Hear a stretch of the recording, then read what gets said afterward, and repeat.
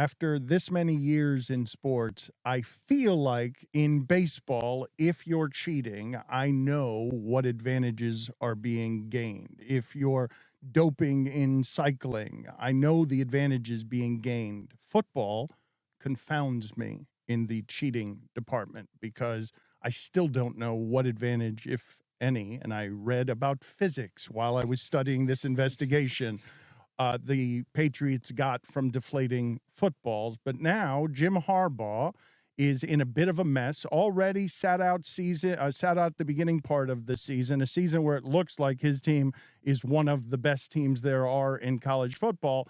And now comes this story that they were what sounded to me like advanced scouting and stealing signals. And I assumed everybody was trying to steal signals. So I'll ask you, Mike Golick, help me understand what kind of advantage. I haven't read anything good about this. All I read is scandal, scandal, scandal, but I don't have anyone telling me in a way that I can understand, okay, how successful were they at it? Because Harbaugh has turned that program around. Yeah, that's the hard part, and that's what his detractors are so happy about right now is because football is such an interconnected sport. I've heard Dominique talk about why tanking is so difficult in the sport for that reason, because there's so many variables on the field in a violent game with a weird-shaped ball that there's only so much any one thing can do to influence the outcome. But now everyone's going to look at Harbaugh's record post a certain point in the last couple of years, and the fact that it is these two most recent seasons where we have all these reports coming in, and it's just going to cloud it for most people, because I think in the initial reaction to this, you saw a lot of people that have been around the sport, covered the sport, played the sport, kind of roll their eyes to a certain point before we found out it was videotaping signs. Like, there's always that line in the sand. Because, Dan, to your point, everyone's trying to steal signals. It's why, even back when I was playing, so 2008 to 2012, we would have 3 guys on the sideline, and each of those guys would be sending signals in. 2 of them would be dummy signals, and 1 would be the real ones. Because you knew someone's job on that sideline was to look over and see, because it's not a down in and down out thing like steroids or something like that where it's this massive advantage overall. But in my mind, sign stealing is all about, all right, in high leverage situations especially, can we give ourselves a slightly better chance of what we've been trying to do all week, which was no tendencies enough to be able to predict where we think the staff is going to go. And so if quite literally we can look over there and see what they're signaling with the communication then from the sideline for us, in a big third down or in the red zone or in one of these areas in football where the game is most influenced, we can have a better idea of what's coming our way and respond accordingly to that. That, to me, is where the advantage lies in this, but it's also why it's extremely difficult to find it in this, because teams change their signs. They have so many elaborate ways of trying to withhold that from other teams that even if you know, it would still be pretty hard to actually believe that you've got it nailed down in the body of a given game. So let's see at what prompted this, because an investigation has already turned up that tickets were bought for a specific staffer and they found up to 30. If there was, I bet on this game, so I was watching it. Greg Schiano's Rutgers playing Michigan, and Greg Schiano gives a halftime interview, which is like scattered and weird. And it's a pretty close game at halftime considering the size of the spread. And I was feeling pretty good about Rutgers. And Greg Schiano's like, there's some stuff going on here. I don't want to get into it, but we're dealing with a lot of stuff that's not good. It was a very odd halftime interview, but also Greg Schiano's kind of odd. Sure. So I didn't really think much of it. And then this news comes out, and sure enough, social media rediscovered that clip. And you mentioned how you have dummy signals because there's a bit of gamesmanship to this. But filming kind of crosses that threshold into this is beyond gamesmanship. That's poor sportsmanship. Is that cheating? And you mentioned Deflategate. Remember, the original Patriots scandal was them actually filming practices, trying to get an edge over there. There was stuff with the Cleveland Browns and Ray Farmer getting text messages and pretty punitive measures from the NFL on this because they actually deem it to be a serious offense and one that you get an advantage over. I have something for you that you probably haven't heard anywhere else. And this could be circumstantial. You take it for what it's worth. Take it with a grain of salt. I know a staffer that was on Western Illinois in the early 2000s. Well, he was in college and he's older now. And he was telling me so I was the staffer and we found someone on the Western Kentucky staff. They had an extra person in the press box, and they were filming opposing sidelines. The Western Kentucky head coach at the time, Jack Harbaugh. So this is the Harbaugh family heirloom, a tradition passed down through generations. So, now. like, if we want to believe this, Sure. and I have no reason to not believe this, this is a learned behavior, and it makes me think, wait, are the pleated pants and the milk and the eccentricities that is Jim Harbaugh and the Harbaugh family, is that all just a sophisticated cover-up for one of the genius cheaters of our time? Yes. Yes, he's like, well, I can't videotape. I've got khakis and glasses, and I look like your father. I got to put my spectacles on just to masturbate. Like I have no idea what I'm doing. How would I videotape sidelines? I love that. And go ahead, sorry. No, Harbaugh cheats at Halloween, right? He told us that his kids, he dresses them, he makes them sprint around the neighborhood and then puts them in another costume and then makes them go again so they can get more candy. Jim Harbaugh, the Harbaugh family, right? The Thanksgiving prayer is, if you're not cheating, you're not trying, correct? Well, they're looking for, they start every morning with, let's attack the day with the intensity of 10,000 suns, right? Mm-hmm. They're looking to win their competitionaholics. So all this kind of tracks, and it's unraveling fairly quickly. Like, this is, from what I'm understanding and how it's looking, like the Greg Schiano halftime interview maybe prompted something that was a pretty open secret. And I'm sure if you ask Urban Meyer, if you ask Ryan Day, they'd probably have a lot of circumstantial evidence that makes a lot more sense now. Well, I would also, and this is always the interesting part, because generally when we see impropriety like this in college sports, all of our assumption is everyone else is doing some version of this, which is why most people don't say anything. Mm-hmm. You very rarely get people betraying other people inside this. Honor amongst thieves. Yes, exactly. Mostly because they know, too, if people start going and looking in other houses, you might find some broken glass in there. And so it does speak to, apparently, the views on Harbaugh. And I know a lot of Michigan fans have this sensitivity that this is an elaborate ruse to try and forget about affecting this season, because I don't know what's going to get done and how quickly now. Right, and they're having a damn good season. Like, they could very easily win a national championship this year. That's real. And vacated wins, all that stuff, doesn't really matter if you've got the hardware at the end of it. You can do that, but you can't remove the feeling and what we all know and saw.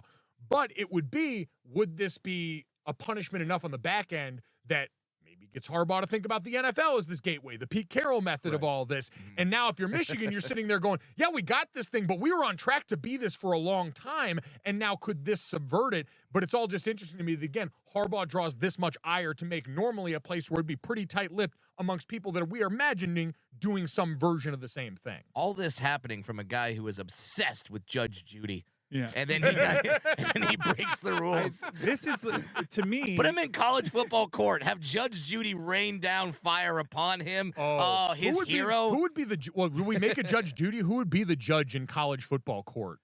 I mean, it's got to be Lee Corso.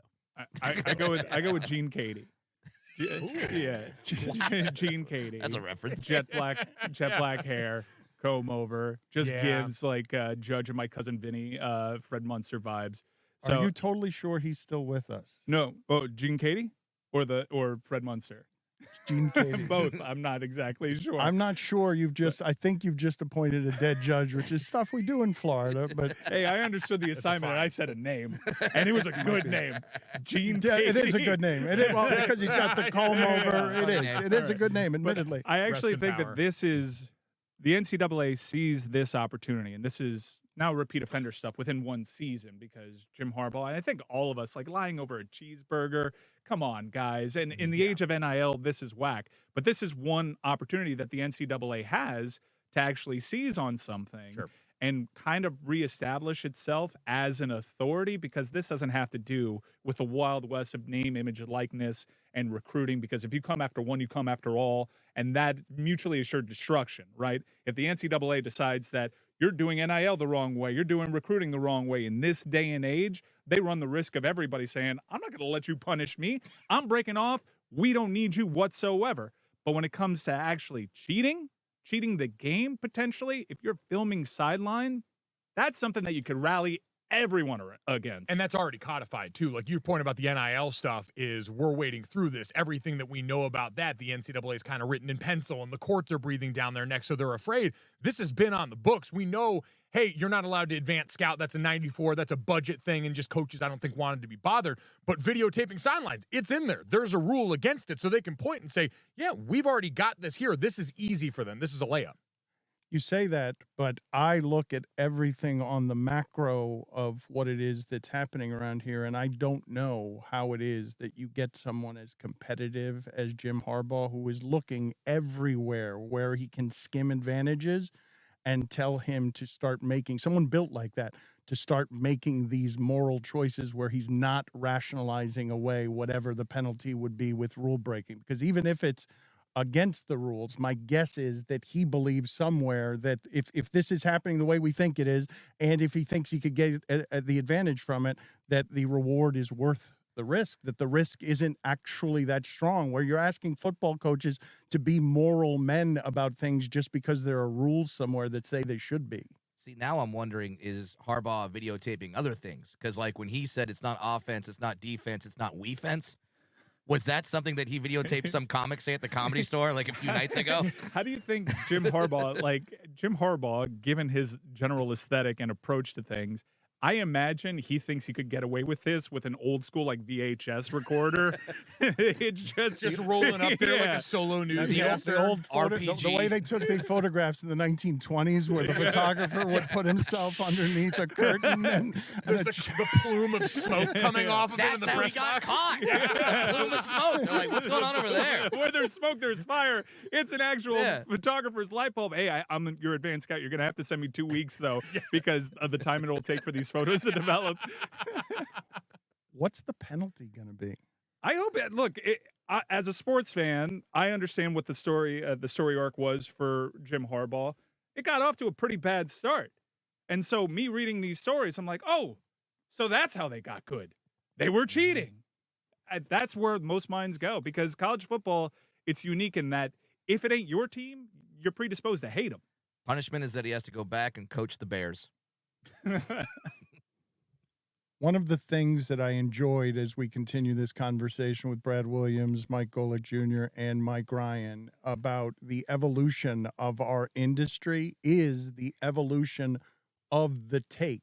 How it is that in the modern age, with everyone at this trough giving opinions, how you go about evolving the way you're giving your opinions. We have arrived at the Stephen A. Smith watch your mouth portion of the take that he directed at Tyreek Hill.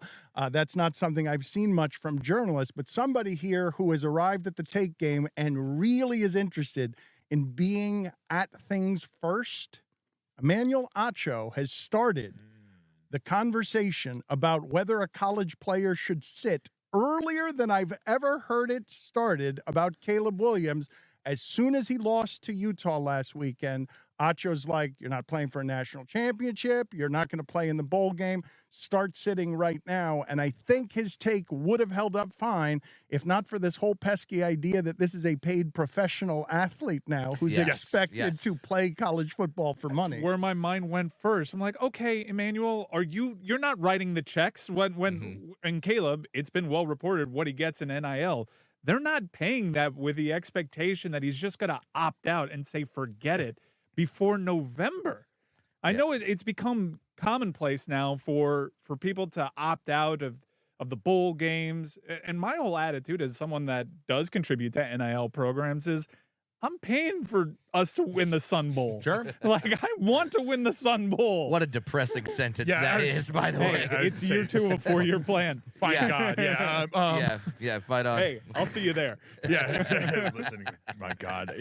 It is so interesting, though, that point, because that's always been at the forefront of the argument that those of us who, and God, all of this is like a weird conversation about who's presenting these ideas in good faith or not, who is coming to it with the best interest of the players in mind, or who just wants to contribute from the national level with something that feels accessible into the conversation. I don't know what any of those look like for Acho. This isn't about him specifically. But with that, it was always, well, with He's players, going to be devastated to hear that. Yeah. with players sitting out games like the Sun Bowl and stuff, it was, well, if you want him there, pay him. And so now we've gotten to that point where there is money on the table for that. And in Caleb's case, like, they're not out of the Pac-12 race yet. It feels like that, but they've only got one of those losses in conference. The Notre Dame loss doesn't hit the same way. And so this whole conversation about what actually matters in college football also kind of works its way into that. And there's still real stakes on the table for them. Yeah, and the whole thing is Caleb might actually come back, or he's threatened to come back to USC and say, like, oh, if I'm going to go to a team that I don't like, then I'm just going to stay at USC and still make more money than a lot of quarterbacks in the NFL. So he doesn't have the threat. So it's like, yeah, no, he can just stay at USC. I'm saying this as a USC fan and alumni, that I would like him to stay at USC and keep going. You're highlighting exactly why this is the one dude that shouldn't do that, because it's such a big deal and his options are so great in that if he doesn't like the pro fit, he can just say, no, I'll stay at USC. Well, part of that is playing for your pay. And if you're going to opt out on a season that can still be very good, as Lincoln Riley's trying to build a program, and I do think legacy does matter in Caleb Williams' case, because that's a great school with a lot of great quarterbacks. Sure. He's got a shot, considering how much he's played at some all-time records. And also, the last two games, not the greatest film, to the point that the national discussion is, oh, Drake May is in this conversation again. There's considerably a lot to play for, including money. The money that you're paying, like, these deals are season-long deals, and sometimes there's a handshake agreement. Okay, we're a 3-loss team. I know we made it to a New Year's bowl game, but we can all understand. You're the Kenny Pickett. You're the best on this team. You've been here for a while. You've given a lot. You can take this one off. But we're having this conversation in October because the quarterback in particular had a 3-interception game 2 weeks ago and lost again to Utah. Like, his direct performance has a say on whether or not he finishes the year. But I guess that the thing is, if we wanted to take this as the ultimate, like, high-level thought version of this, of does Caleb Williams need any more college football to prove anything to anyone in the NFL? The answer is no. He does not need college football by that anymore. standard, he could have not played this season. He just needed to play. He would have been the number one pick. Like, he could have sat out the entire season. If you're going to stop him playing now, you might as well have stopped him playing before. You wouldn't have hurt his value anymore. No, we learned that during the pandemic season when you had players like Jamar Chase, and I believe Penei Sewell also didn't play that fall, and were still top draft picks. They were still first-round draft picks, because at a certain point, and we already know with Caleb Williams, you can have, and we will, and I thought it was going to take longer to get to the Drake May thing, but we're here now because of that performance. But even still, it's not that he needs college football anymore to accomplish those things, but it's all those other things. That's what I try and explain to people all the time, is these aren't easily made decisions by these players to stop playing with their teammates, to sit out even a bowl game that seems meaningless. Like, the insinuation that bothers me most is that these guys are somehow lesser competitors because they've opted out of playing in the Gator Bowl or something like that. No, but they've had to for so long weigh the economic disparity between college and NFL. Part of that conversation has changed now, and because of that, I think you might see some different decisions made, but it's still, for a lot of guys too, the destination for everyone is not just college football. For me, it was. Like, that was, the more I think about it in retrospect, I grew up wanting to play at Notre Dame. But for a lot of guys, it's they want to play on Sundays. And so some of it's the economics, but it's also just like, hey, I'm this close to my dream. I'm this close to the thing I've wanted. And I've seen what happened to guys who got really close and then got hurt, and how much it can throw that off. Lincoln Riley, where are we with him? He comes in, immediately creates a gust of expectations, immediately creates offense. They win a bunch of games. Their last season ended right toward the end when they looked like they were going to be in the playoff and possibly win the national championship. And now he comes off more and more like he's got some dictator tendencies that I didn't know about when he was at Oklahoma. He's limiting a lot of access to his players, wants to be controlling the media, isn't allowing his players to talk after losses. For the first time in USC history, by the way, players were not made available after a loss. Yeah. And it's very interesting to have that come in now in one of the biggest media markets in the world. You can do that. But it doesn't care Norman. about sports. This market does not care about sports. What? This market, Los Angeles, does not care about sports. I will push back You cannot find. Mike's been trying to find a bar that'll show him a game for 2 weeks. I had to break it to somebody that the Rams were back Like, hey, can you put the local game on? They're like, which one's that? Thought I'm he like, might cry. The Rams are. They won a Super Bowl here 2 years ago. We care. We just care about the Lakers only when they're winning. Well, and I think it's less that this market, because they definitely don't care here. I can assure you that. That's why they got outsourced to the Big Ten. But people do care about USC, and that's the difference. Is Oklahoma in the national conversation relative to USC in the national conversation. My God, is that a different world? Yeah, but I think it washed over me. Lincoln Riley was always kind of earmarked as a guy that'd be, that's an innovator, linked to Cowboys jobs in the pros. And I see how he's handling just this media market. And it's not a hardcore, passionate media market about college football. It's just there's professionals here that don't necessarily need the program to succeed for them to succeed. Yeah. And I see a guy that cannot handle the NFL and the pressures of that job and the media scrutiny of that job right now. And it's not what I expected because I didn't know this aspect of his personality in Oklahoma.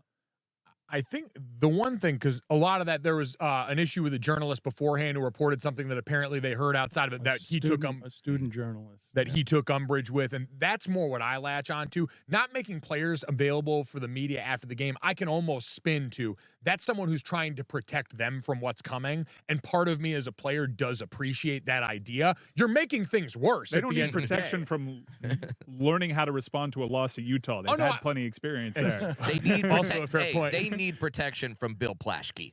They need protection from Utah on the field is what they need. Kyle Whittingham makes what?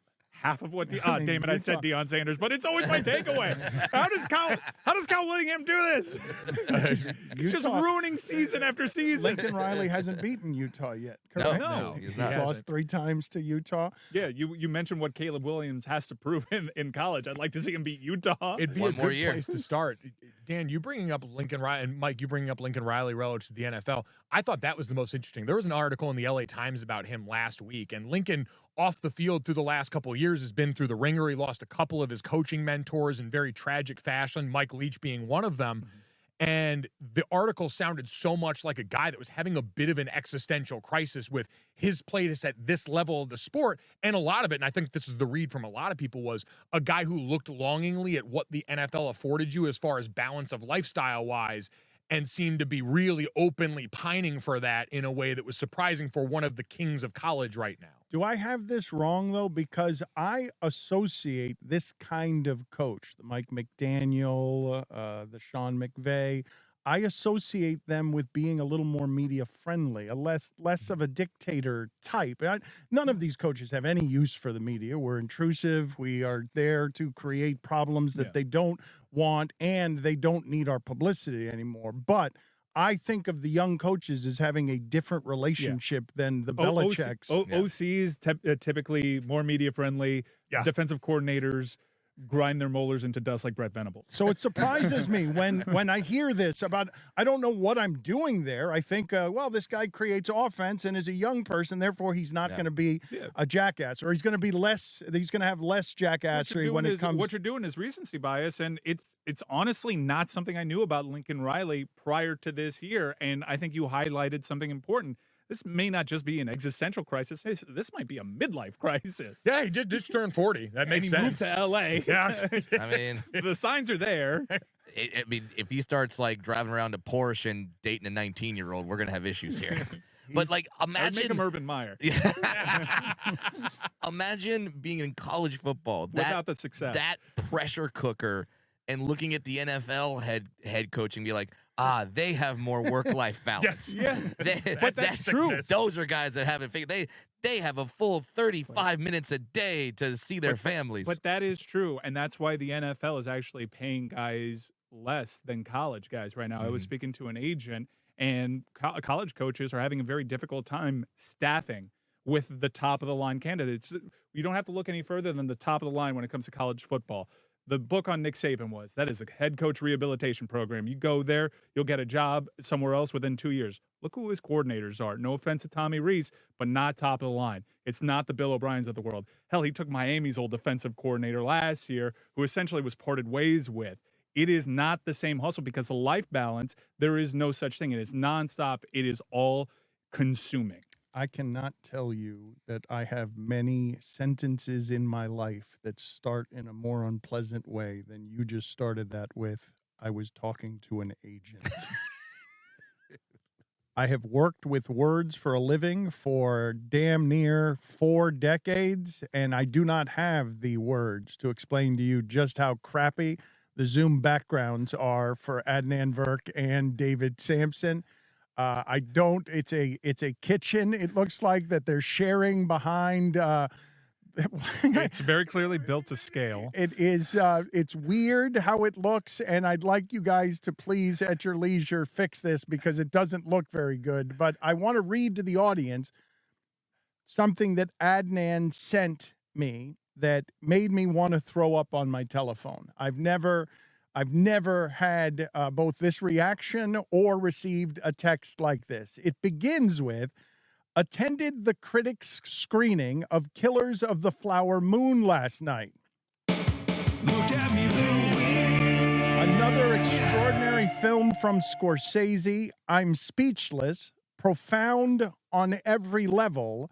I know this reeks of hyperbole, but I was shaken when I walked out of the screening and felt the ground beneath me start to vanish. Is that It's unbelievable. Well, I mean, this is something Scorsese's going to want to put on his movie posters. Mike Ryan has also seen it, and I'm looking at David Samson's face right now. I sense that you were not invited to any critic screenings, and you have not yet seen this movie that you want to see, David. You sense correctly. I'm very disappointed the fact that Adnan saw it and he texted you, and he also texted me. And whatever, Adnan, I'm glad you saw it. I'm glad you sat there for 4 hours. That's classy of you, David. And I think, listen, Dan said he want to spit up all over himself. I think the key is I was self-aware. I said, I know this reeks of hyperbole. And yet still I went further and the ground beneath me did start to vanish. Yeah, a bit of a high bar. I don't think it cleared that for me, but I enjoyed it. I enjoyed it. It was a good movie, but I didn't feel the ground shake. No, more than that, Mike. You texted me. You said, great film. Wow, Lily Gladstone. Yeah, Lily Gladstone was a tour de force. There you go. Now we're talking critics. I like that. I like that, Mike. Got a boy. Yeah, tour de force. I mean, not just holding her own, but just bossing scenes in which she's holding with Leo DiCaprio, who's a very accomplished thespian in his own right. I thought it was an unbelievable, powerful performance. I was in a great movie theater for it. Everyone was pretty locked in. The music was great. If you're a music fan, there's so many bit roles that I think ardent music supporters and fans of songwriting will really love in this movie. It was powerful. It does stay with you. I'm still trying to process it because I went in not having read the book, having only seen trailers, not really knowing what to expect. And the twists and turns that this film takes, you can't anticipate from the trailer. I love the film. It'll surely be in contention for Best Picture. We will do in honor of John Lithgow being in this film, top 5 John Lithgow movies. But because Scorsese and De Niro, and we'll get to Adnan's thoughts on the movie in a second, he's seen it twice already. David hasn't seen it at all. That's an entire day. I know. It's 3 hours. It's almost 4 hours, the entire movie. But how do you guys feel about the idea that Scorsese could have made this as long as he wanted and put it in 4 or 5 parts or 6 parts and everybody would have watched it just the same, but he's somebody who wants to be film guy and doesn't want to acquiesce to modern norms. I love it, Dan. I'm always amazed by people who say, oh, man, how long is it? 3.5 hours? And I say, but you've got the time to binge watch some crappy show on Netflix. People will do that all weekend, some 6-part nonsense. And this is our greatest living director, an auteur for the ages, who's making a passion project, which took him years to make. 3.5 hours, but it's about the Osage, and it's one of those films that really needs that epic sweep. What happened in the 1920s, this buried part of American history, which he's bringing to life, and he's doing so with our greatest talents, like Bob De Niro and Leonardo DiCaprio, and actors we don't know now will, like Lily Gladstone. So I'm always amazed that someone goes, oh man, 3.5, it's too long. I'm like, no, what do you mean? It's not long enough. Quite frankly, if you're having art to experience, even David can agree with me, I don't care how long art is. they're Art both- exists they're- for its own sake. They're both reacting to you calling him Bob De Niro. They think You don't it's- have the right to call him Bob. Let's start with I that. agree. I've interviewed him.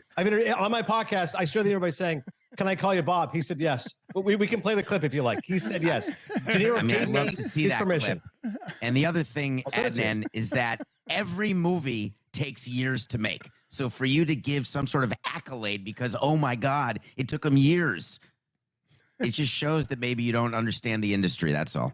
Wow. Wow. Jesus. Okay, Sean, well, maybe you don't understand what you're talking about because they wrote this script, Marty and Eric Roth adapting David Grant's book. It took them 2 years.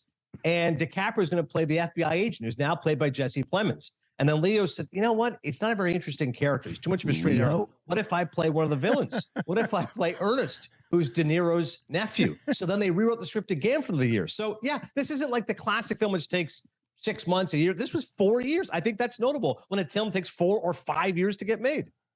Did Leo also give you permission to call him Leo on your Oh, podcast? but listen, I think if he knew who I was, it wouldn't be an issue. Let's be honest.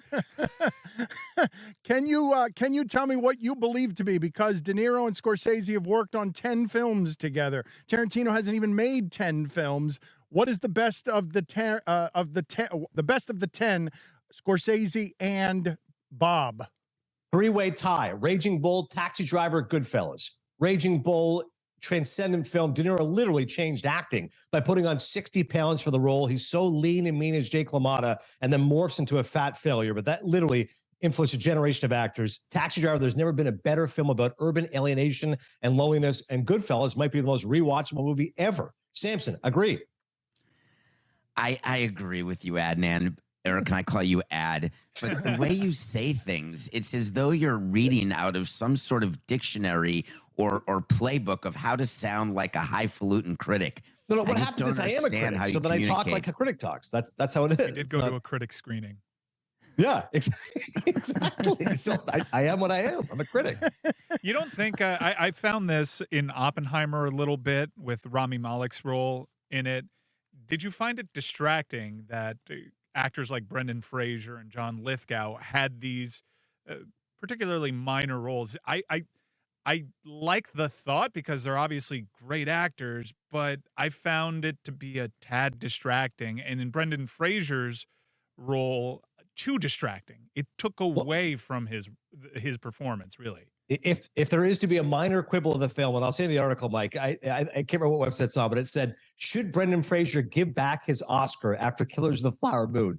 Because he's only in it 7 minutes, but your point, it's very overwrought. He's really going for it. Once David and Dan see it, they'll know what I'm talking about. Once in the way he says, you dumb boy. Yeah. It's a little excessive, but I don't find it overly distracting, quite frankly. I think Fraser's giving a role, and if Marty doesn't edit it out, I guess that's what he's hoping for in that scene. But if it's a nondescript actor versus Brendan Fraser, I'll take Brendan Fraser. I don't think it's his finest hour, but I didn't have a major issue with it. I was amused by it. And Lithgow, I thought, was excellent in the movie, so I was happy to see him show up. In honor of that, let's get your top 5, David Samson, John Lithgow movies. Are any of them going to be within the last 10 years or so? There aren't many choices that I would say in the last 10 years, so I apologize in advance. But these are still 5 movies that I would have anyone see, no matter the demographic. Number 5, Leap Year. Ugh. You're right. If you don't enjoy relationships or love or what you would do to find true love, Amy Adams is in this Amy Adams movie. wishes she could scrub this off her IMDb. This is before Amy Adams became a celebrated actress, David. Come on. Even if you're Irish and this was shot in parts of Dublin, they'd say, we don't disown this movie. Let's just give this one to Scotland. We don't want to own this one. Leap Year? Pass. Off to a roaring start. Number 4, David. Cliffhanger. Oh, too low. Too low. The first 5 minutes of Cliffhanger are wonderful. First 5 minutes. The rest of it is a mountain of elephant crap. Mike The took the words fact out of my that he- mouth, though. Way too low. Go ahead, David. He has such great range for him to play that part. And then the part that he plays in number 3 means he's an all-time actor. Number 3, Terms of Endearment. Now, All are you these- want. It's the number 1 most emotional movie that anyone will watch in their lifetime. No, It has this is performances. classic Samson. Adnan, the performances in Terms of Endearment, criticize them. I want you to criticize Jeff Daniels, criticize Jack Nicholson, Deborah Winger, John Lithgow. Do it. Criticize him right now. You watch these movies just so you can get your tear ducts working. Like you watch these movies just so you can cry and like get in touch with your emotional side. It's laughable. Like I'm fine with that characterization, actually, and I wear that, and so should you. No, Shirley MacLaine, the scene in the hospital, it's so overwrought. I mean, there's some good moments in there, but it's called this one a Lithgow. Nobody says exactly. You just list all the other actors. I would think of Shirley MacLaine. I think of Nicholson. You know, obviously supporting is really good. Daniels is good. But John Lithgow in the movie, I don't even remember John Lithgow in terms of endearment. That's how forgettable he is. Just for clarification, are these Lithgow performances or just how much you enjoyed the art? I do a combination, actually. When we're doing top fives that we do, if it's top 5 movies of 2000, obviously it's just the movie. But when it's an individual actor, I take into account how I felt about the entire movie and how I felt about the performance. So why was Cliffhanger number 4? Because I didn't love the movie. Huh? But I thought his performance was outstanding. He was a great villain. Number 2. Number 2, Footloose. John Lithgow played a character that if you've ever been in high school or ever wanted to go back to high school, he's the exact type of person and the adult in your life that tells you, no, you can't do it. You won't do it because we're going to do it my way. And those are the type of characters that I have disdain for, but his performance was outstanding. John Lithgow also in that classification of knowing the secret to aging is looking 50 for 40 years. Yeah. That is also the way I shake off daily frustrations. I go dance at a warehouse. Number 1, David. The best performance I've seen is in a movie called The World According to Garp. Really, just hitting that young audience. Go ahead, David. No, but I'm 41 years ago this movie came out. On a side note, I have a son who's a junior in college, and he is watching movies from the 70s, 80s, and 90s. He was born in 2003. He's doing it because he wants to be a cinephile. He actually wants to do it without Googling or reading critics' lists. So he's going through a list of movies. How good would that be? I should have your son on. Once he watches the movies, I'll have him on cinephile and not you. That'd be good. We are almost out of time, Adnan, so give us your top 5 fast as you can, please. You got it. Number 5, Bombshell. John Lithgow playing Roger Ailes, and it's a current film, I might add. Fantastic. Number 4. Number 4, Cliffhanger. That's disrespect for Cliffhanger. Number 3. Number 3, Raising Cain. Oh, come on. Number 2, Harry and the Hendersons. My man can make a family movie too. Stop it. And number 1, Killers of the Flower Moon. Working with Scorsese, it's the best picture of the year. You are such 3 a minutes. kisser. No, The floor is vanishing beneath me.